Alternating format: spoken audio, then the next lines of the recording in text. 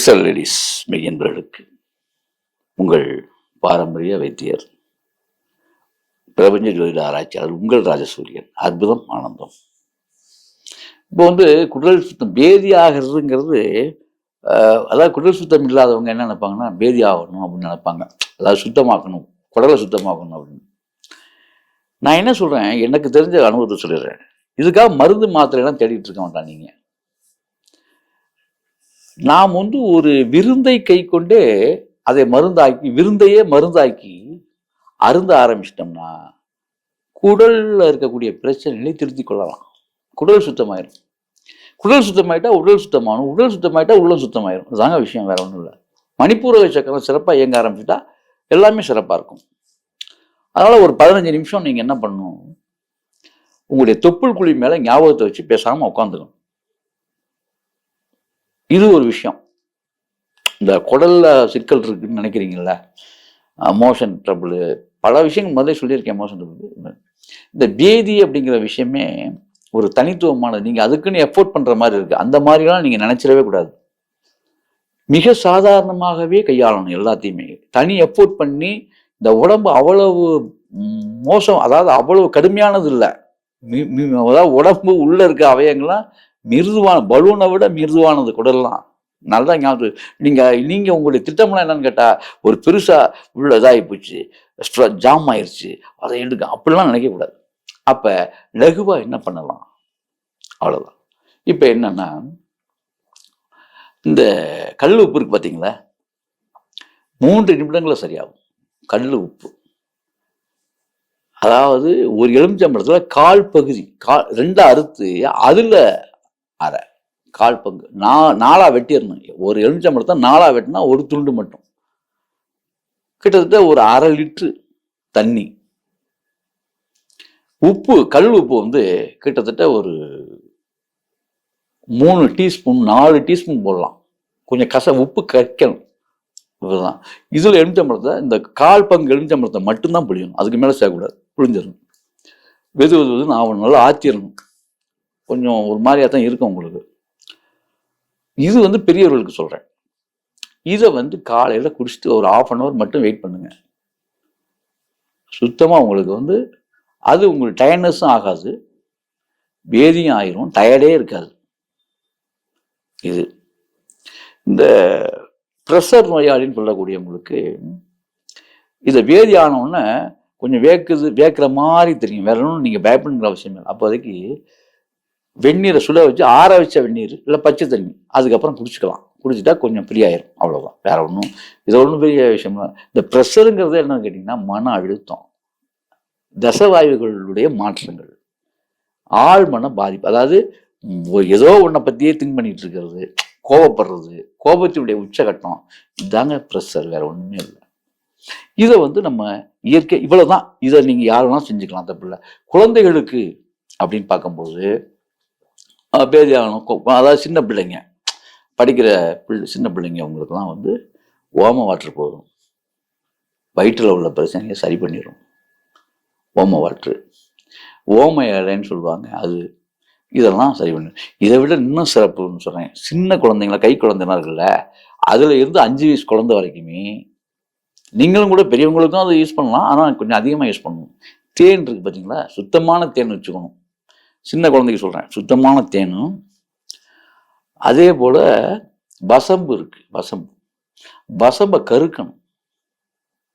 Case அடுப்புல கொடுத்து நீங்க வணக்கக்கூடாது. கேஸ் அடுப்புல தயவு செஞ்சு சுட்டு எதையும் நீங்க, இது பெரிய குற்றம். வசம்பை என்ன செய்யணும்னா, நல்லெண்ணெய், விளக்கெண்ணெய், விளக்கெண்ணெய் ஊற்றின விளக்கு, அதை எரிச்சு அந்த விளக்கெண்ணெயோட விளக்கு சுடர்ல இந்த நம்மளுடைய வசம்பை காட்டணும். வசம்பை காட்டினோன்னா சும்மா பொரிஞ்சு நீளத்துக்கு நல்லா அதை அடைய பிடிச்சி, தீ பிடிச்சி எரியும். எரிஞ்சு கருகிரும் அதை. அதுக்கப்புறம் ஆறின பிற்பாடு அந்த கருகின தூளை எடுத்து பாதுகாப்பாக வச்சுக்கிட்டு, அதை சும்மா ஒரு சின்ன மூக்குப்பிடி அளவுக்கு கொஞ்சம் எடுத்து தேனில் குழப்பி பிள்ளையோட நாக்கில் தடவி விட்டுரும். இதுக்கு பேரே பிள்ளை வளர்த்தின்னு பேர். வசம்புக்கு பேரே பிள்ளை வளர்த்தி. பெரியவங்களும் வயிற்றுல என்ன பிரச்சனை வந்தாலுமே வாரத்துல 2 டைம் வசம்பை கரிக்கும். இல்லாட்டி உங்களுக்கு விஷமா மாறிடும். வசம்பு விஷமாக மாறிவிடும். பச்சையாக இது பண்ண விட கறிக்கிட்டு அந்த கறித்தூளை தான் தேனில் நம்ம உள்ளங்கையிலே தேனில் கலக்கி அழகாக எடுத்து நக்கி உமிழ்நீரை அதிகம் கூட்டி சாப்பிடணும். இன்னொரு விஷயம் சொல்ல மறந்துட்டேன். சாப்பாட்டில் 32 பல் இருக்குது. ஒரு ஆர்டர் இருக்குது சாப்பிட்றதுக்குன்னு. இந்த 32 பற்களுக்கும் ஒரு பல்லுக்கு ஒரு முறையாவது மெல்லணும். 32 ஒரு வாய் கவலம் சாப்பாடை வச்சுட்டிங்கன்னா 32 முறை மென்று தான் உள்ள தள்ளணுங்கிறது தான் விதி. இது இது எங்கள் தாத்தா கொள்ளு தாத்தா எங்கள் தாத்தாட்ட சொல்லி கொடுத்த விஷயம். ஆக இது யார் பண்ணுறா? நீங்கள் அப்படியே நல்லா இருந்தால் டக்குன்னு வேகமாக பண்ணுறீங்க. அது எங்கேயோ டிவி எதையோ பார்த்துக்கிட்டு எங்கேயோ பேசிக்கிட்டு என்ன தள்ளுறேன்னே உங்களுக்கு தெரியாமல் தள்ளுறீங்க. மிகப்பெரிய குற்றம், மிகப்பெரிய தவறு. வாழ்க்கை வாழ தெரியாமல் வாழ்ந்து கொண்டு இருக்கிறீர்கள். சாப்பிட்றத விட என்னங்க இருக்கு? ஆக இந்த சாப்பாட்டுடைய மிகப்பெரிய அதை பற்றி ஒரு நாளைக்கு பேசுவோம். நிறைய முறைகளை நம்ம நிறைய கலாச்சார சீரழிவு நிறைய மாதிரி இருக்குது. இது ஒரு குப்பைக்குழி மாதிரி அந்த வயிற்றை நீங்கள் நினச்சிக்கிறீங்க. அதனால தான் பெரிய பிரச்சனைகள் நமக்கு வந்துடுது. ஆகவே அன்பர்களே, இந்த மாதிரி நீங்கள் வசம்பு போதும். இந்த மாதிரி அதாவது மேலோட்டமான சின்ன பிள்ளைகளுக்குலாம், பெரியவங்களுக்கு நான் அதை உப்பு தண்ணி சொல்லியிருக்கேன். இன்னொரு இதையும் செஞ்சுக்கலாம். இந்த வசம்பு நீங்கள் சாப்பிடும் பொழுது நாளடைவில் இது ஒரு 10 நாள் 15 நாள் இந்த மாதிரி கருகின வசம்பை 2 நாளைக்கு ஒரு முறை தேர்ந்து எடுக்கும் போதும் இன்னும் சுத்தமாகும், வசீகர தோற்றம் உருவாகும், முகம் மாற்றம் கொடுக்கும். ஆக இதெல்லாம் செஞ்சுட்டு நீங்கள் இந்த குடிப்பழக்கம் உள்ளவங்க, சிகரெட் பழக்கம் உள்ளவங்களுக்குலாம் இது சாத்தியப்படாது. ஞாபகத்தில் வச்சுங்க. கொஞ்சம் அதெல்லாம் தவிர்க்கணும்.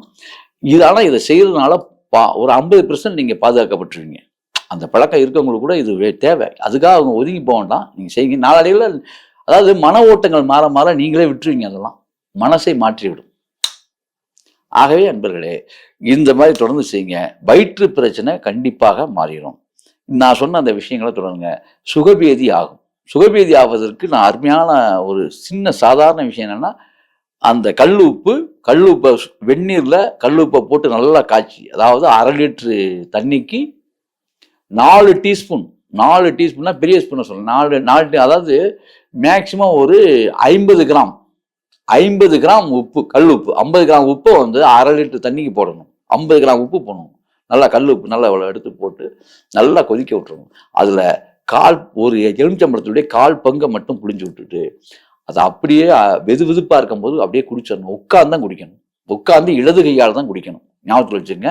வலதுபுறம் அதை கிழக்கு பார்த்து இடது கையால் உட்கார்ந்து இடது காலை நீட்டி வலது காலை மடக்கி இதை குடிக்கணும். இதான் முறை. இப்படி நீங்க ஒரு 10 தினங்கள் மட்டும் குடிச்சு பாருங்க.